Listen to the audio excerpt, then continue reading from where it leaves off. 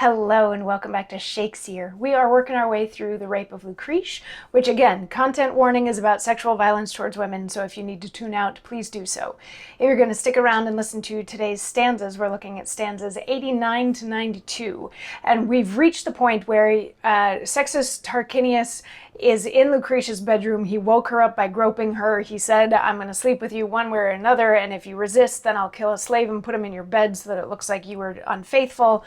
And she is now pleading for him to not do this, and she's drawing on everything that she can. She was like, my husband is your friend, don't do this to him, don't do this for your sake. And yesterday she started leaning into the, you're supposed to be a king, this is not kingly behavior, and once you are king, how are you going to punish those who commit these same crimes? And if you start doing these crimes now, how much worse is it going to be when you're actually in power? Like you're starting on the wrong path.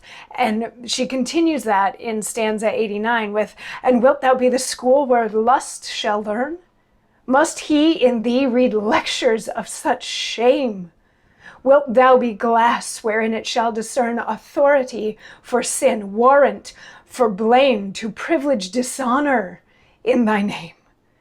Thou blackest reproach against long-living laud, and makest fair reputation but a bawd.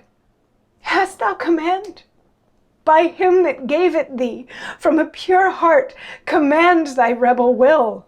Draw not thy sword to guard iniquity, for it was lent thee all that brood to kill.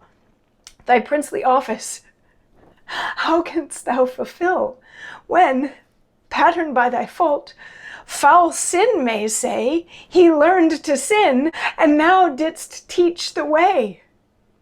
Think but how vile a spectacle it were, to view thy present trespass in another. Men's faults do seldom to themselves appear, their own transgressions partially they smother. This guilt would seem death-worthy in thy brother. Oh, how are they wrapped in with infamies, that from their own misdeeds askance their eyes? To thee, my heaved up hands appeal, not to seducing lush, thy rash relier. I sue for exiled majesty's repeal. Let him return, and flattering thoughts retire. His true respect will prison false desire, and wipe the dim mist from thy doting eyne, that thou shalt see thy state and pity mine.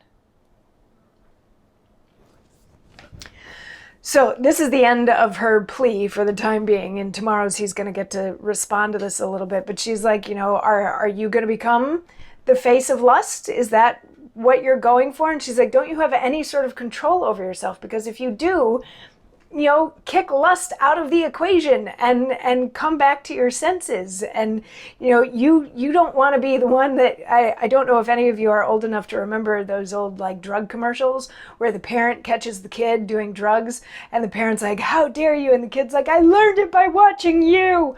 She's like, you don't want sin to be saying to you, I learned it by watching you. She's like, you need to be better than this. And then she, in the third of these stanzas, she's like, think about it. If your brother raped somebody, you would kill him for it. But somehow you can't see that you're doing the same thing. She's like, what is with that? How can you not see from an outside perspective what it is that you're doing and how wrong it is, this thing that you're doing? And in the last of the stanza, she's like, please, please, please, I'm begging, not with the lustful side of you. I'm begging for the reasonable side of you to come back and take a second, take a breath, and look and see, really see what you're doing here.